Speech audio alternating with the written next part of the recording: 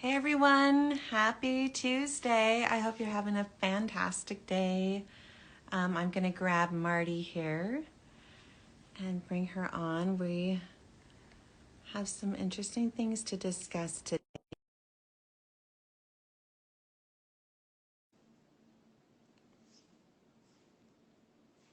Let's see if she is coming on.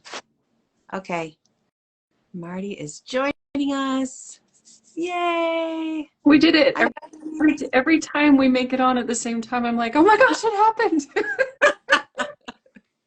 it's so magical, I know. Okay, I'm glad that we figured it out this time again. It's such a relief. Okay, today we're going to jump right in. I wanted to discuss something that was really that really impacted me while I was going through active treatment, chemo treatment, and even recovering from surgeries. And I still feel like I deal with this to a certain extent. And that is kind of grieving that life is going on without you while you are stuck fighting for your life, basically. Like, I'm not feeling good because of chemo treatment or recovering from surgery or whatever treatment I'm dealing with. Maybe it's thyroid. I mean, I dealt with this a year ago. Let me just give you a very specific experience.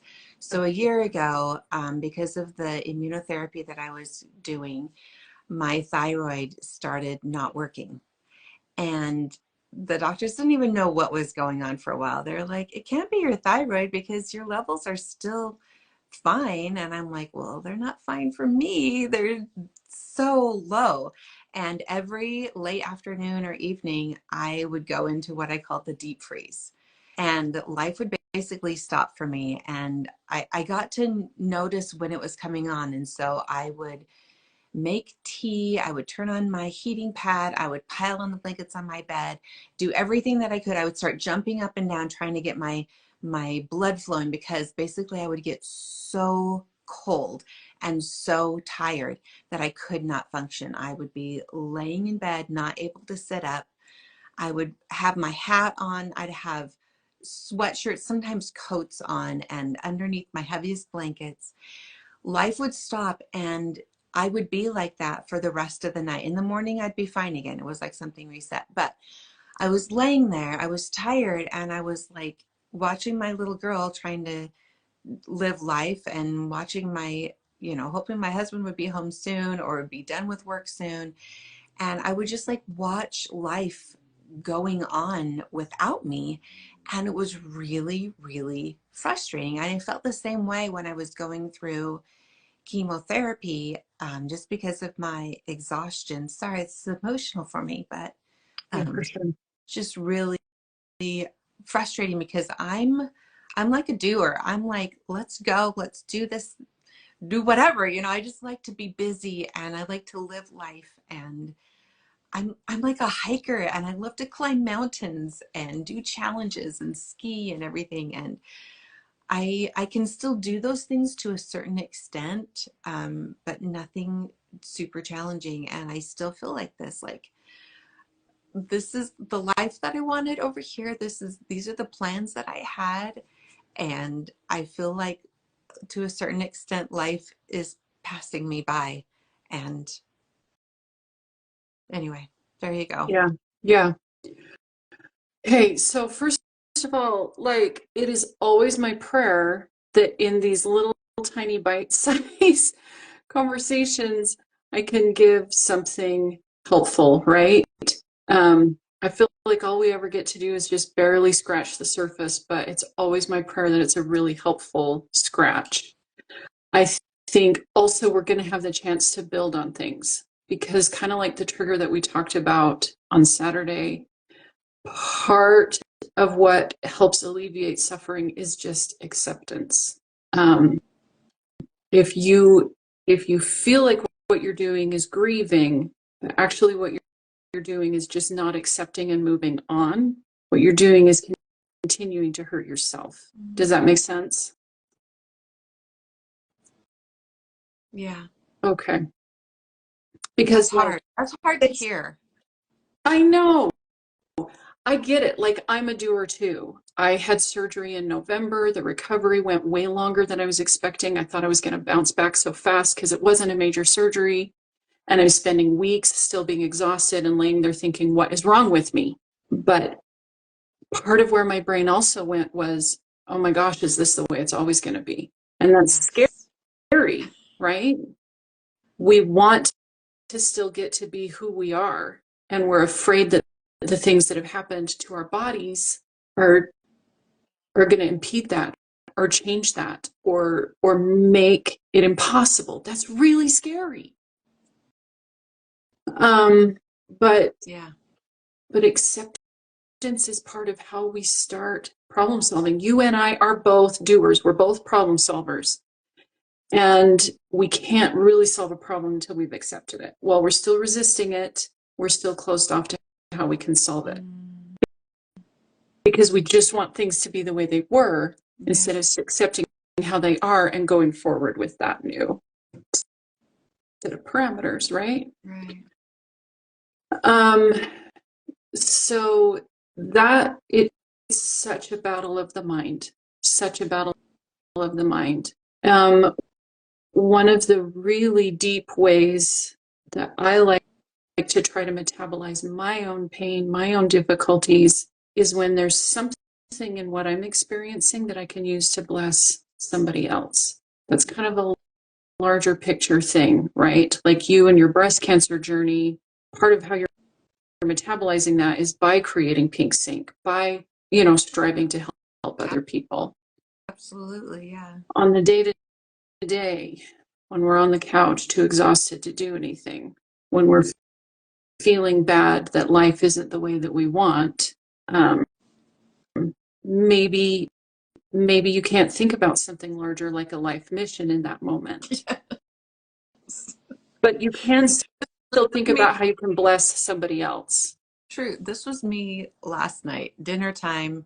I had made some cornbread, and that's as far as I got. It was in the oven, and I just told my husband, like, I'm sorry, that's all I got.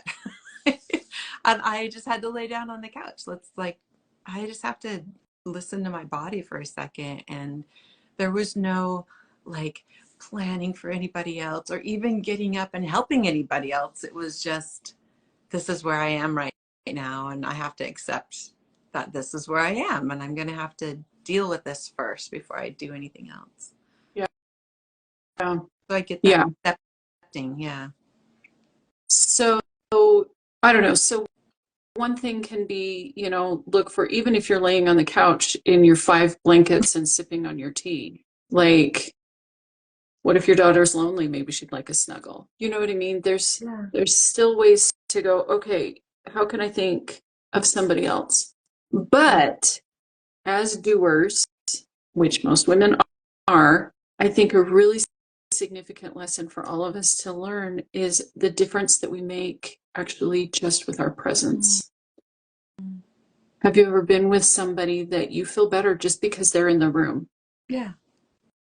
What if, like, just asking your brain, what if it is possible that you actually do that for your family? What if they're just glad you're around and they're not sitting there with a list of, oh my gosh, she didn't make the chili to go with the cornbread. I feel so bad now. Oh, she's not, watching me do this or running around like that. I feel so bad now. What if they're just glad you're around? What if you are actually blessing your family just with your presence? I love that. Sometimes we need to remind ourselves that our value isn't in what we do. And when we're feeling so crappy and so tired and like we're non-functional, we're afraid that there goes all of our value because we're not doing anything. Yeah. Right? It's Yeah. for real. It's not, it is so for real. I am worth more today because the to-do list I checked off with this long. And I'm not as worth as much today because the list I checked off is this long. Like, we can laugh about it, but there's a part of our brain that's doing that, Yeah. right? Totally. Totally. And so try to give yourself space to start believing that maybe people are just happy to have you around. That maybe you have gifts and talents that are blessing other people just by you being there. I love that, Marty. Yeah. Yeah. Open your mind up to that awareness. Once that idea is in your head, you can start seeing the ways that it's true. Mm-hmm. So just give space for that. And maybe my laying down on the couch for a little bit is, maybe that's doing too. Maybe it is healing or gearing up so I can do something in an hour or two. Or do you Oh, for know, like, sure. in For changing sure. that perspective so I can value that as, you know, not to put it on a to-do list, but, you know, in essence, like, this is something of value as well. Like, If this is healing. you have to, babe, put it on the to-do list. Like, I'm serious. I've talked to more than one woman that, you know how the day is, like stuff's coming up all through the day and you're doing things that weren't on the to-do list and you're being productive, but it's things that weren't on the to-do list. Right. I know more than one woman that when she does something, even if she already did it, she puts it on the list and Yes, checks it off. I'm getting credit for that. 100%. For sure. So yeah, lay down and rest on the Yes. list and check it off because you did it. It was a use of your time, and you're right, it is being productive. When I was pregnant and super exhausted, I would be laying on the couch telling myself, "Okay, even if I don't move a muscle, I am building a whole entire other person right now." So true. Well, Yes. harden your dust, you're under reconstruction, So right? true. I love It is okay. So put it on your list. Give all those cells and all those organs that are working that. so dang hard right now some credit because they So are true. rebuilding. So put that on the to-do list. Yeah. Lay down to rest. Yeah. And even just seeing that as an investment in the future, because, you know, when I'm not down and frustrated about it, when I'm a little bit more energetic and moving around and doing things that I want to do, then it's really easy for me to look back and see how far I've come, right? And be like, Yes. wow, like a year ago, like I'm doing right now, a year ago, every day I was in the deep freeze. The doctors didn't know what was going on. It took a month to figure this out. And it was so frustrating because I had those feelings like, this is going to be the rest of my life. But now when I'm having good days, I can look back and be, I'm not in the deep freeze. I don't have to deal with that every day anymore. And so it helps me to look how far I've come. And then it gives me hope for the future. Like, in a year from now, I'm going to be looking back and thinking, look, I don't have to lay down on the couch after I make cornbread anymore. You Yeah. know? Yeah. Oh, yeah. And that's like broader life experience. We're all old enough to know that good times do follow the hard Yeah. times, right? It's Hopefully. not going to be bad forever. Yeah. It's not. There's always ups and downs. Yeah. There's always some Mm-hmm. good things. And so in those really rough moments of being in the deep freeze, of thinking, oh my gosh, this is the surgery I'm never going to recover from, right? Like the brain is not super logical when we're tired and when we're down. And so, put up a note, hang up a sign, have something on your phone, give yourself an alarm, do what you can to remind yourself, I know this isn't going to last. Nothing bad has lasted forever before. Yeah. This too shall pass. Yeah. I love Yeah. that. I love that. Yeah. That's perfect. The battle Okay. is in the mind, baby. Arm your mind. I love it. Okay, we need to quote that too. We need to make a few little quotes that people can put on their phones like this. I love it. Yeah. The Yeah. battle is in your mind, and this too shall pass, and things like that. Awesome. Yeah. Yeah. Okay, this was great. This was fantastic. And I'm going to remember these things when I'm laying down. Might be happening today. And remember that I am still doing something. I'm still worth something, even Absolutely. if I'm not doing what I want to be doing. I'm not climbing a mountain or getting my to-do list done. I'm still valuable and I still offer something to the people around me. I love that. Absolutely. Okay, and if anybody wants to go and do a deeper dive with Marti, find her at martigrant.com and sign up for a free consultation, and you can chat with her more there. Yay. Thank you. Thanks, Yeah. everybody. Have a Have a good day. fantastic Tuesday. Bye.